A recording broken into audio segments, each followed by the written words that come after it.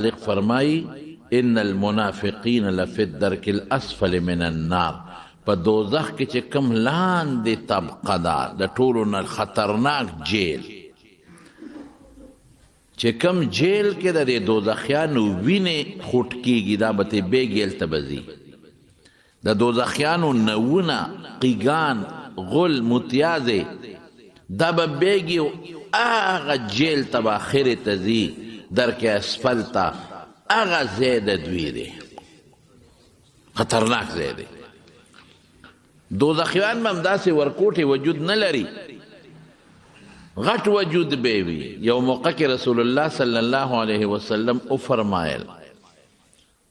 وی د دوزخي وجود به 70 ذراعا او یا گزه ډبل وی صرف د سرمن به دونه پیړی کانه جلدو 70 ذراعا سرمن به او یا گزه ډبل پیړه وی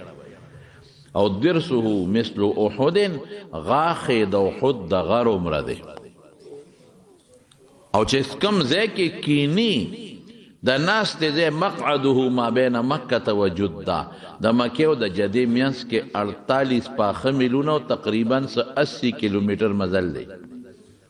80 کیلومتره کې به دې صرف ناسته کوي ولې ځکه د دوزخ خو ډېر خطرناک عذاب دی د اور نو چې دا خوند یې وسکي کراکوټې وجود وي په یو لوخړه به ختم شوی وي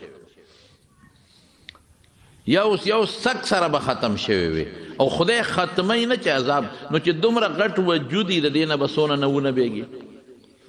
څونه به تې راکوټې او دسماتې غول او څونه به تې متیازې بیږي څونه به تې قیقیګان بیږي او څونه به تې وینې بیږي دا ټول به لاندې دي د دوزخ په ویښ کې به خوټ کېږي به دا به خوټ کېږي او دقه جیل کې چې دا څخه بین او نوونه او قیګان او غولونه دي په دې کې به منافقین پراته دا د رسول الله مبارک زمانه کې وو الله وی ومن الناس من يقول آمنا بالله وباليوم الاخر مخلا منو بالکل منو د آخرت ورځ منو مخ انکار نه دی کړی او الله منو الله رب منو بل رب نه منو او الله قرآن شریف کې څه فرمایي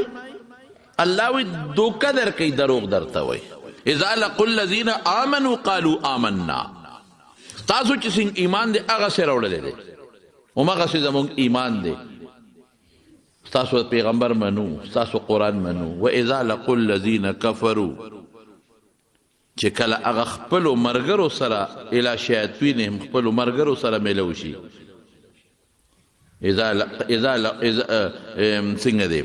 اذا چې تاسو لراشي قالوا آمنا و اذا خلوا الی شیاطینهم چې هغې سره ځان لشي مجلس کې ځان له پټو قالوا انا معکم تاسو سره انما نحن مستهزئون دا خو د مسلمانانو پر ټوق ټقالې کړه ملنډې کړو ټقالې موږ ستاسو ملګري یو د بل چا ملګري نه یو تاسو سره یو دا خو دې سره چې ټوقې ټقالې کوو چې زه مسلمان یم مونځ ورسره کومه سې ګپ شپ ورسره کوله کوم الله فرمایي قرآن شریف کې دروغ وی وما هم بمؤمنین مومنان ندی دروغ وی الله یستهزئ بهم الله وی دی لبه د دې ټوقو ملنډو سزا ورکوم پرېږدم نه ورکوم ویمدهم فی طغیانهم یعمهون او خوله وله نه سپینومه د ګناه نه پاکوم د توبې توفیق نه ورکوم د توبې توفیق د نیکو توفیق نه ورکوم ښې سرکشه کوم پرې چې ښه سرکشي وکړي ښه ګناه وکړي اخرت کې ورسره راکاږم بیا به ګوره